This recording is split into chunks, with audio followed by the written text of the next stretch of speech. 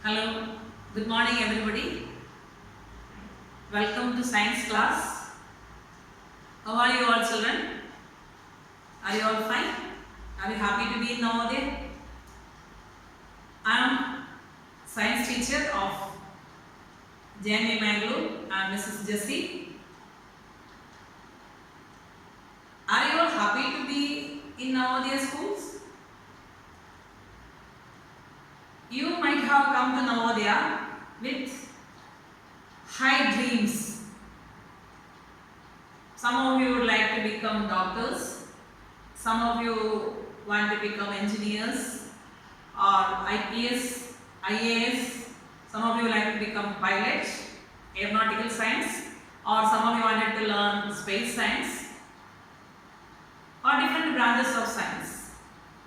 Children, Navodaya is the good field where you will get exposed to all these branches. Do you like to study science? All like to study science? You know, science is a fascinating subject. It will expose you to the unseen branches of science like physics, space science.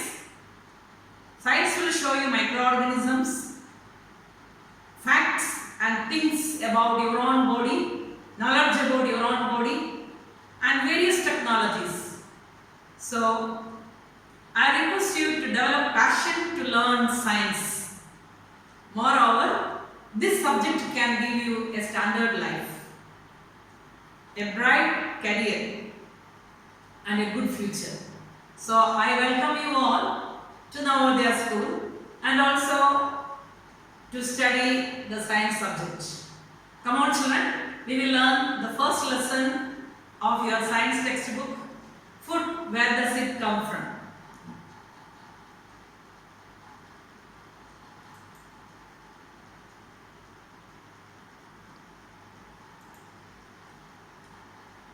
I had introduced myself.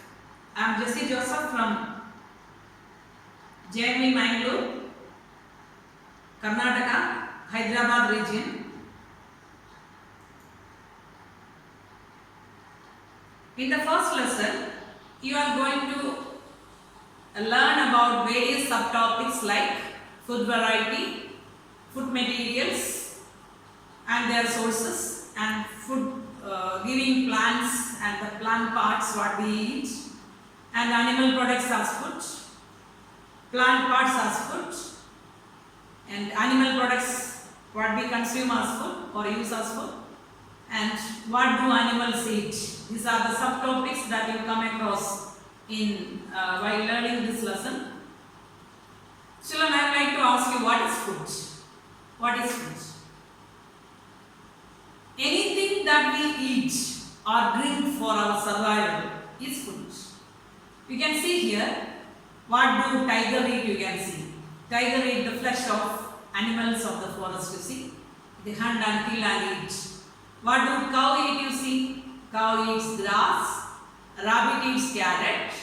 You see, different animals, they eat or drink different materials as their food for getting energy for their survival, for their growth. You see children, the people of our country, the different geographical parts of our country, the people take different types of food. We don't eat the same kind of food. The people of the northern side, they take totally different food from the food what the people from South India they eat. So, the people from different geographical area, they do possess variety in preparing or having their food. Even in our day, a single day, we don't take the same food in the morning breakfast or in till the dinner time. We do select different types of food, variety of food.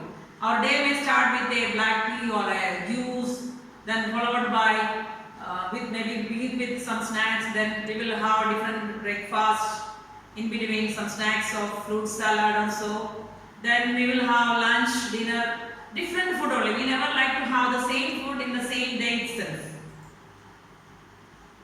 And again, many of your friends or almost all of you might have had different breakfast items. Some of you might have had this dosa, some might have had this upuma with some curry, or some of you might have had pulao or veg fried rice variety, some with puri or curry, some with roti, some with chapati, like that. You might have had different kind of or variety of foods among yourself. So I feel that you understood. We all do not eat the same kind of food. We in a group, including me, we all have had different kind of food. Variety of food we had consumed as our breakfast. And in a day, we will have different kind of food. And in our country, different geographical area, people will follow different kind of diet. I hope it is clear to you. So, we are learning in this lesson about foods.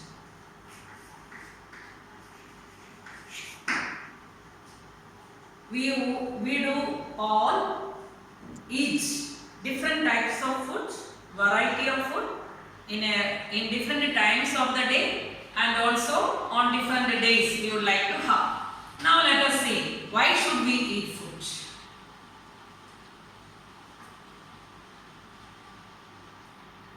Why should we eat food? We eat food because food provides us nutrients. What are nutrients? Nutrients are the substances that provide nutrition or nourishment needed for our growth and maintenance. Whether we are a plant or animal, we all need food for growth and nourishment. We need food because food gives us energy, and also food helps us for growth and maintenance. Maintenance of our body. So we do eat food for getting nutrients or nourishment. We get energy and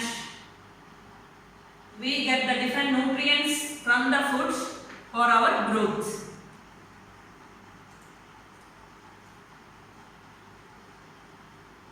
We can see that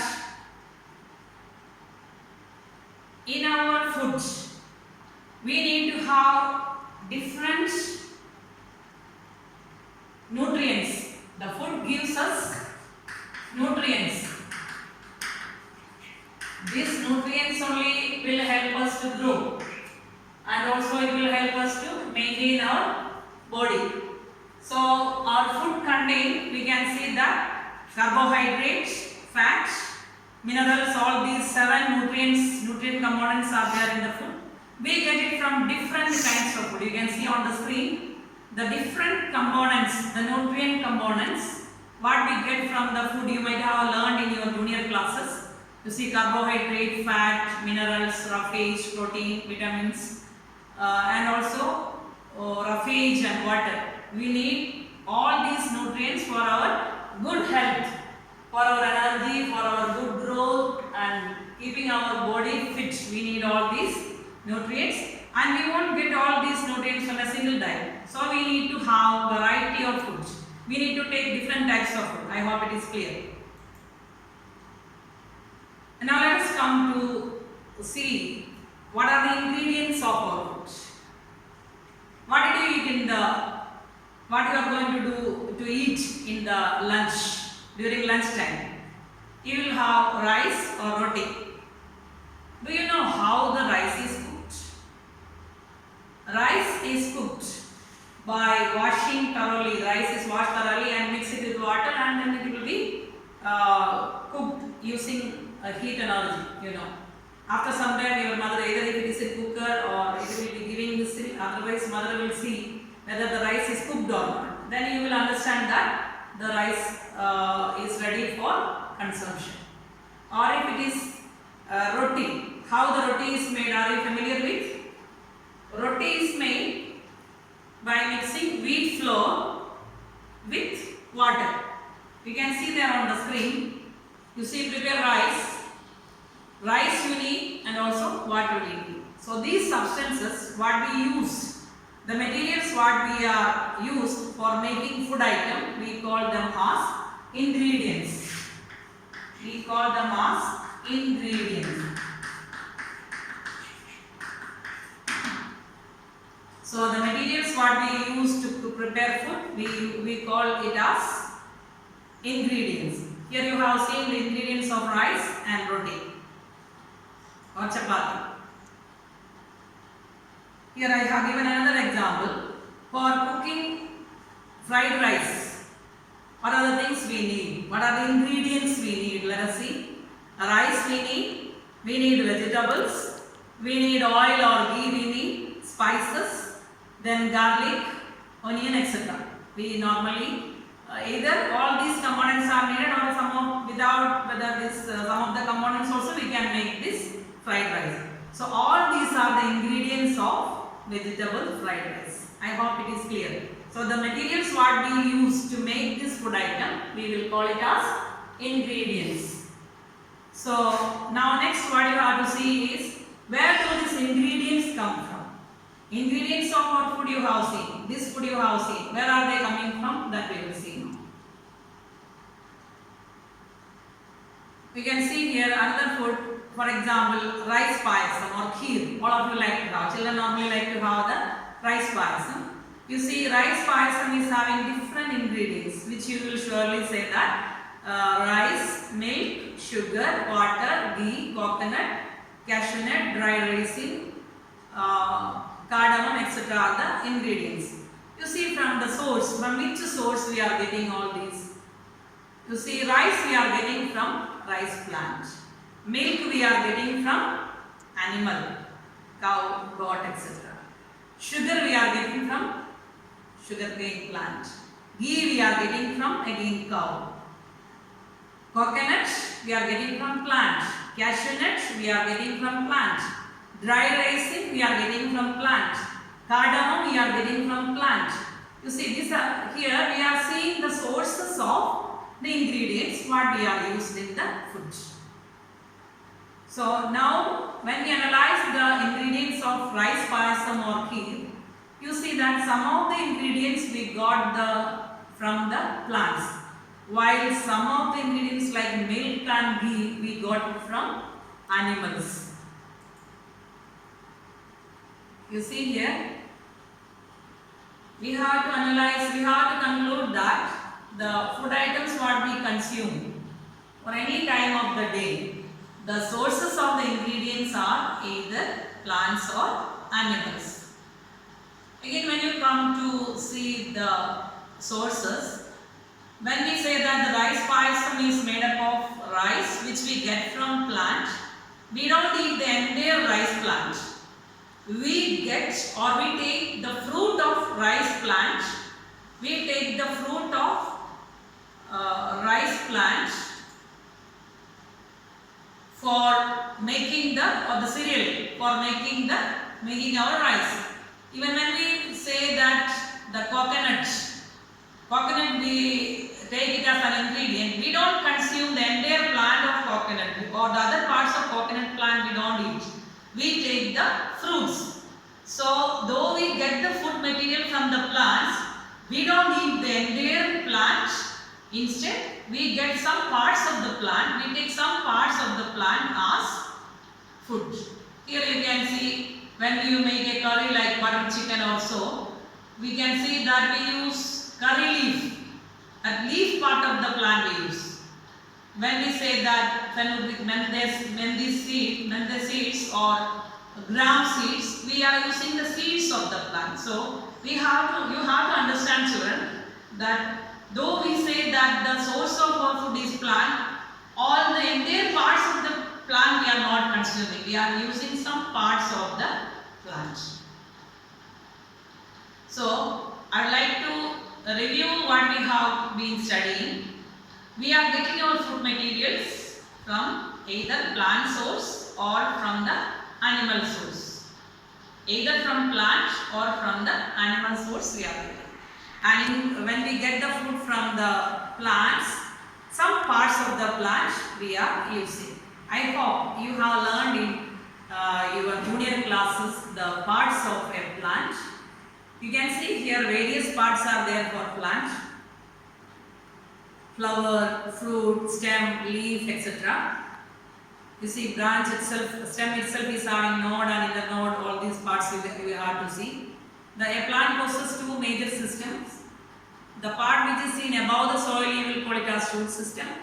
The part which is seen below the soil you will call it as root system. Children, some plants we eat fruits, some plants we eat leaves, some plants we eat roots. So, parts of a plant you have to be thorough with. This is a generalized study. You will do the same as a practical. Under the heading of practical, you will be recording it as subject enrichment activity. You will do it as a practical. So, I am not going in detail with. In that, you will learn the function of each of the parts of this plant. So, here in this textual lesson, what you have to understand is that all the plants possess different parts, but all the parts are not edible. You can see that all the parts of the plants are having one or the other function. You will learn in detail in practical session, and I like to highlight that all the parts of a plant are not eatable. Okay, maybe one part or two parts of the plant will be eatable. You can see here some food crops.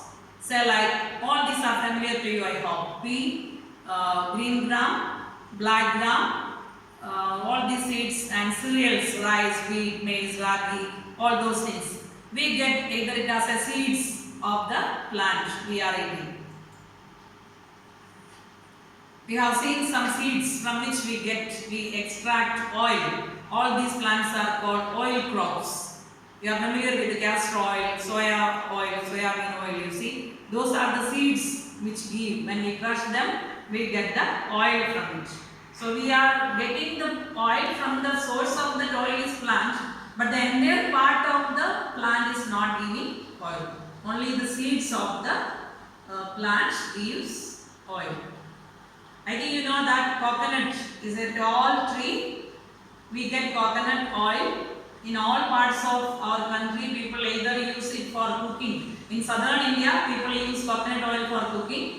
But other parts of India, people use that coconut oil to oil their hair or apply on body and all. So that oil, we get it from the fruit part of the coconut.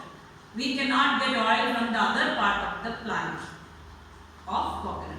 So I hope it is clear, children.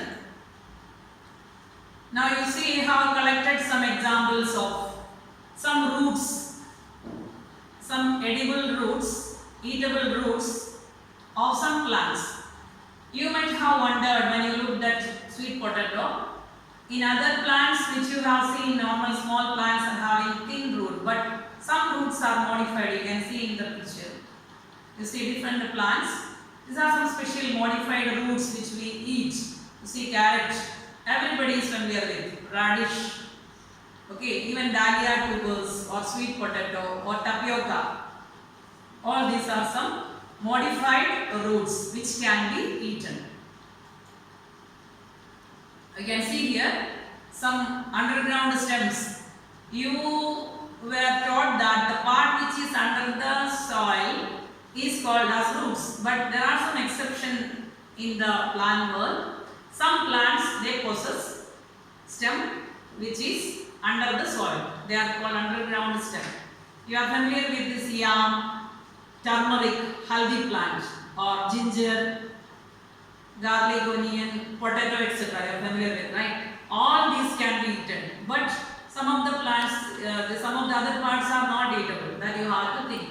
Ginger we use this underground stem, but we cannot use the leaf. Okay. And here you look at another example I have given. Some plants which we can eat more than one part to eat. Which we can eat more than one part. Look at the example of banana. We can eat banana fruit banana flower and even the core of banana stem. Not the entire stem we can't eat. The innermost core of the stem of the coconut, stem of the banana we can eat. Same way colocasia. You can see that this tuber, root tuber also you can eat. Same way it's petiole and leaf lamina. Do you know what is petiole? The stalk of the leaf. The stalk of the leaf on which the leaf is attached. This is called petiole. And this is lamina. And there are underground tubers. So in colocasia you can eat leaves, petiole, leaves lamina and petiole, and then you can consume the underground tuber also. So in case of banana, you can eat flower and also fruits and also the innermost part of the stem. I hope children it is clear. Though we say that the plants are edible or we get the food from plants, all the parts of the plant we cannot eat. Some parts we can eat. And have you heard about sprouts? You see, we are seeing the ingredients of the foods. We get the ingredients either from plants, plant parts. We are getting this from plant parts, or we are getting from animal products. Now you have to learn about sprouts. What are the sprouts? We can look at. Are you familiar with this green gram seeds? For making this green gram seed, it's quite simple. You can do this activity, and that also is a practical for this lesson you will learn. You have to soak this green gram seed in water for like 1 day, 24 hours. Then you have to drain out that water and cover like this in a green gram in this wet cotton cloth. Then you have to allow it to rest for another day or 24 hours. Then you can see that the green seed, the green colored green gram seed will produce a white structure, and this white structure is called the sprout. You know, when a seed is sprouting, its nutritional value, nutritional composition becomes very high. So that eating the seed, it becomes highly nutritious when you germinate it. Like this, you can make different seeds. You can make the sprouts of different seeds. You can see here the sprouts prepared from different types of seeds what you consume. So the germinating seeds we call it as sprouts. Okay, it becomes nutritious. So we can consume them as along with your morning breakfast or your snacks.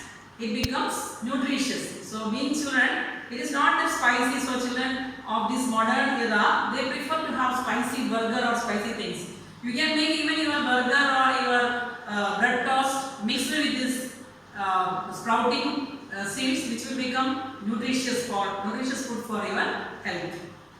So when your parents give this one, don't hesitate to eat it, because it is having high nutritional composition of more vitamins and more proteins and easy digesting food components and fibers. I have been telling you that we get food from plants. So do you think that all the plants are edible? Can we eat, pluck out or eat any seed or any leaf or any stem what you see around in your environment, in your surrounding? No. It is, some of the plants are dangerous. Some of the plants are toxic. Toxic means poisonous. So, being in class 6, you should have that education, that knowledge that though plants give us food, all the plants are not eatable. All the parts of the plants are not eatable. There are some plants which are highly poisonous. There are some plants which can cause some problems. There are some plants which can even kill you. So don't ever dare to taste any So there are some plants. I'll show you some of the highly toxic plants which you see in your campus or in your surrounding. You can see all of these plants are examples of poisonous plants which you see in our country. So children, learn that some of the plants are harmful. So having learned the fact that in your science class, plant gives food or animal gives food, you don't think that the plant as a whole is edible or the plant gives, all the plants gives food, don't have that concept. Some of the plants are harmful. So in presence of your teachers or parents, after studying thoroughly or getting knowledge or information from them, only you have to consume a plant. Don't ever try to taste an unknown plant. I hope students you will be following it, you will be understanding it. Now, do you think that the food what we have is enough for the future, or the food is enough for the increasing population? You know that the geographical area of our country or our state remains same, but only population increases, right? So your teachers say or your parents say when you are at home, do not waste food. We do not have sufficient food. So the population is increasing, but the geographic boundary of our state or of our country remains the same. So it is our duty to find the food for the increasing population. You know, when our country met difficulty to feed the people of India, you know, there was some change which occurred in the field of agriculture. Have you heard about Green Revolution?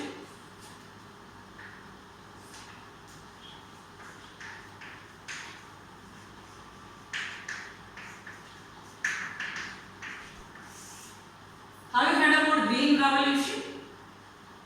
Have you heard about the famous scientist of the field of agriculture, Dr. M.S. Swaminathan? Children, you have to understand that the development in the field of agriculture of India, which resulted in the increase in the production of agricultural crops to feed the increasing population of our country. We cannot stretch the limit or the boundary of our country, but we could increase the amount of food what the limited geographical crop field produce by using the technology we call it as Green Revolution. The increase in the production of agricultural crops by using better varieties of crop plants. You know, the rice plants which were traditionally used were not giving that amount of crops to us. So the scientists, under the guidance of scientists headed by Dr. M.S. Swaminathan, the agriculture, the farmers were given the seeds of high yielding varieties of crop plants, and with the use of modern technology of agriculture, our country could produce more food for our increased population. That technology we name it as Green Revolution. In Green Revolution, you always remember we use high yielding variety of crops, which is abbreviated as HYV. Come on, listen this video.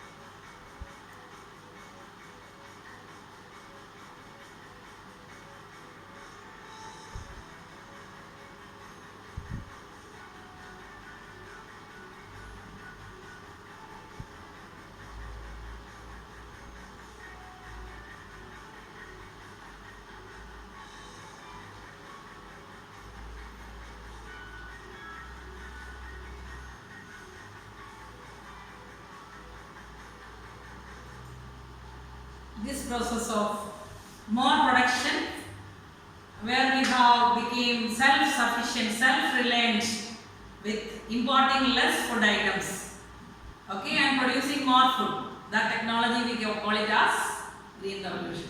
So increase production of agricultural crops by using modern technology and high yielding variety of crops is called green revolution. I hope it is clear to you, children. So